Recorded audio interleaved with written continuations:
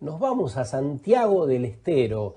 Ahí está María y vamos a conversar un rato con ella. Vamos a sumar su voz. ¿Cómo estás? Buen día. Buen día, ¿cómo te va, Sergio? Un buen día para la audiencia.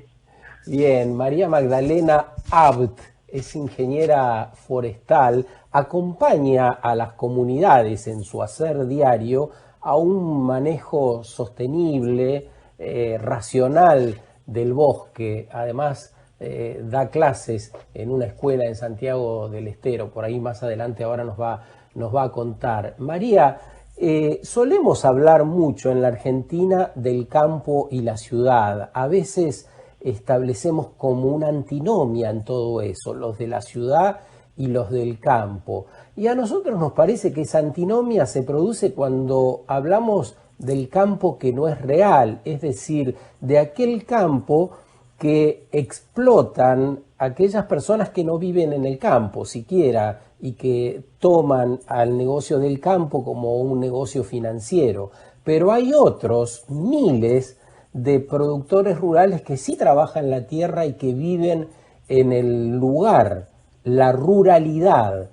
Esa ruralidad, ¿cómo podría de algún modo compatibilizar con la ciudad que está tan lejos, que a veces no puede comprender esas problemáticas, pero que por otro lado la comunidad activa de las ciudades tiene herramientas a mano, tiene la universidad, tiene conocimiento desde otros ámbitos, tiene herramientas, podría también colaborar con esa ruralidad para la transformación que nos hace falta? ¿Cómo imaginas todo eso ahora que es necesario? Bueno, voy a tratar de aportar algo a esa idea que está bastante bien esbozada. Sin duda me gustó poder escuchar antes cómo venía tu programa. Sin duda estamos ante la necesidad de otra mirada sobre nuestra economía, ¿no? Urgente, una economía que no solo sea más sustentable, sino que sea más incluyente. Yo creo que hay una relación posible entre la ruralidad del que vive y produce en el campo y la ciudad, que es la que puede consumir, ser ese consumidor consciente de productos sanos y que se vincula directamente con lo rural a través de un mercado local.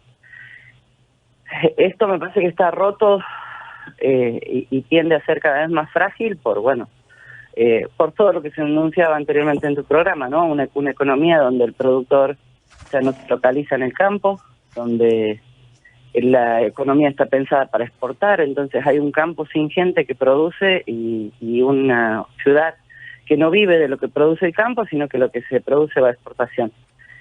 Ese modelo, que es el que tenemos y el que se sigue, me parece, proponiendo, nos deja a muchos afuera, a muchos de la ciudad y a muchos del campo, ¿no? Nos deja con los problemas que tenemos, a los del campo con el aislamiento, con la soledad, con la pobreza, con los conflictos para defender solos un territorio que parece que solo les importa a ellos, a los de la ciudad cada vez más dependientes de cuestiones extranacionales, te diría, de cuestiones de los mercados internacionales, porque de acuerdo a ellos subimos y bajamos nuestra calidad de vida. Yo creo que es posible y que se da la economía local, se da la interacción campo y ciudad, se da muy bombardeada, se da muy sola, si se quiere, por estas otras formas de consumir, de producir y de vivir. Nosotros aquí, la pandemia, por ejemplo, nos ha demostrado cuán vinculados está una ciudad como Santiago del Estero, por ejemplo, con su propia ruralidad. Hemos tenido, yo vengo del campo ayer, de charlar con algunos miembros de comunidades, y bueno, nosotros abastecemos como provincia, ¿no? De aquí sale carbón, sale muchísimo carbón y leña para Buenos Aires, para las provincias vecinas, para Termas de Río Hondo, que es nuestra ciudad turística. Se venden cabritos mucho en el invierno normalmente, y así las hortalizas de los cinturones que van también, de los periurbanos que van a la ciudad. y todas esas cadenas están comprometidas en este momento por la pandemia. Y lo que ha hecho, además de comprometer la economía de las personas que viven de eso, es mostrar una economía en este momento que no se veía antes por ser tan informal, por ser tan oculta, tan fuera de la comunicación, ¿no?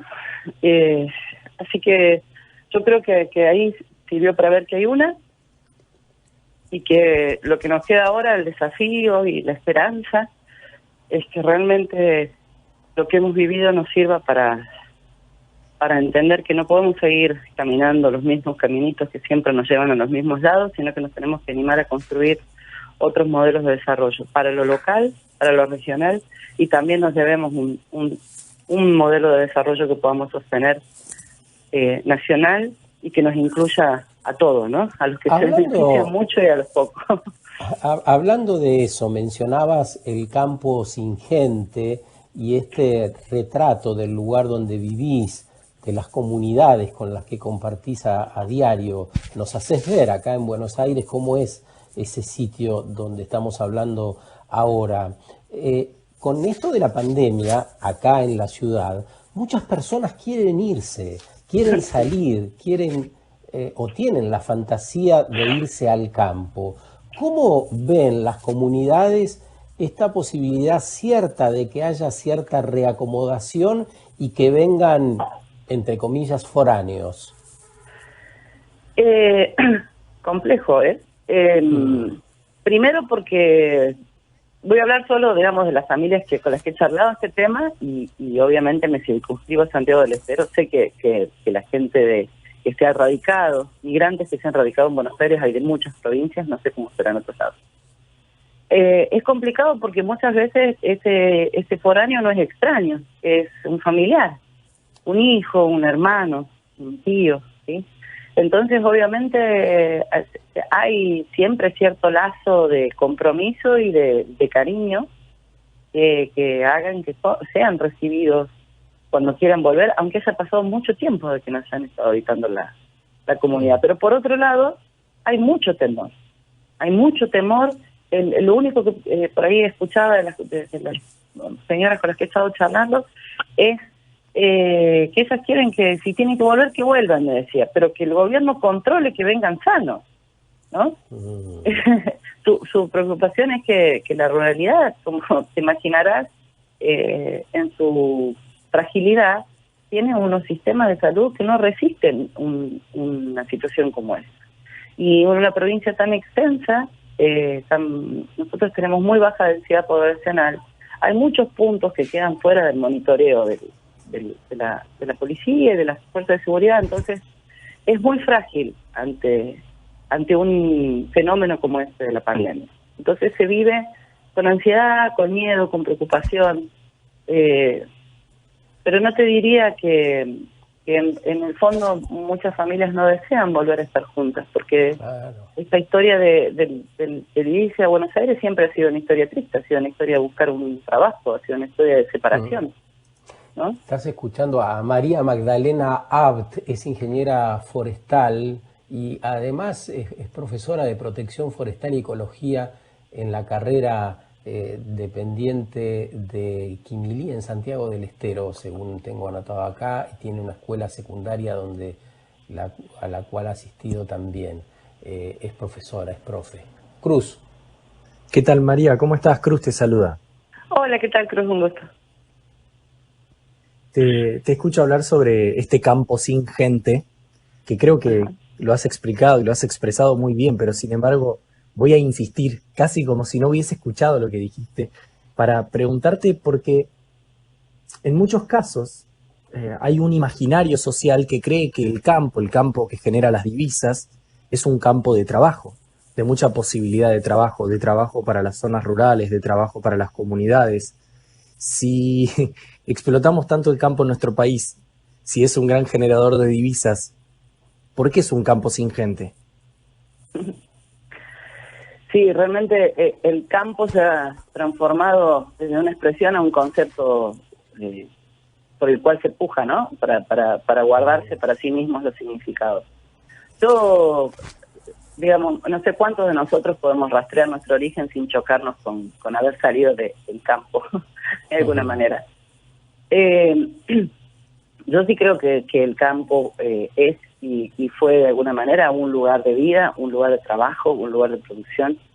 Lo que pasa es que el campo, que tiene monopolio sobre la comunicación y sobre el sentido común del argentino, es esa fracción del sector social que domina el campo, que es hegemónico sobre el campo porque concentra la mayor proporción de tierras del campo en muy pocas manos. Y ese campo es un campo sin gente.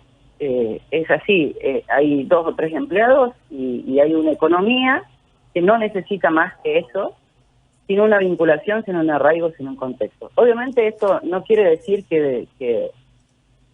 no quiero decir con esto, digo, que nosotros no reconozcamos que hay un sector social enorme, heterogéneo, de medianos, no tan medianos, pequeños, muy pequeños, productores que tienen su historia, su vida, su linaje familiar, estando ahí, poniéndole nombre y demás. Pero es muy fuerte la forma en que se ha establecido el concepto del campo para hacernos creer que el campo que nos contiene, el campo que nos da de comer, el campo que es nuestro futuro, es simplemente ese gran sector concentrado, muy grande, te diría. Mira, para decirte solo de Santiago y hablar solo de lo que sé, pero la proyección es la misma para la Argentina, ¿no? En Santiago del Estero el 15% de la población de los sujetos sociales rurales tienen concentrado el 80% de la tierra. Obviamente, esto es analizando la cuestión legal de la tierra, ¿no? Cuando vos ves, digamos, quién vive y posee, no es tan así, porque bueno, hay gente que debate, que da lucha, hay un movimiento campesino que vive sobre esa legalidad y lucha y puja para retener un porcentaje de esa tierra. Pero esa es la relación, y eso tiene una capacidad de crearnos una conciencia donde el campo solo necesita libertad para poder exportar y libertad para producir y se encarga de todos nosotros. Y nos comemos esa historia desde hace mucho tiempo. Querida María, muchas gracias por este rato, por esta posibilidad de reflexionar con vos y con tu bagaje, con la claridad que podés felizmente transmitirnos desde ahí, desde el lugar donde estás. Así que te mandamos un abrazo grande y que tengas un hermoso día. Bueno, saludos a vos, a Cruz, muchísimas gracias, la verdad.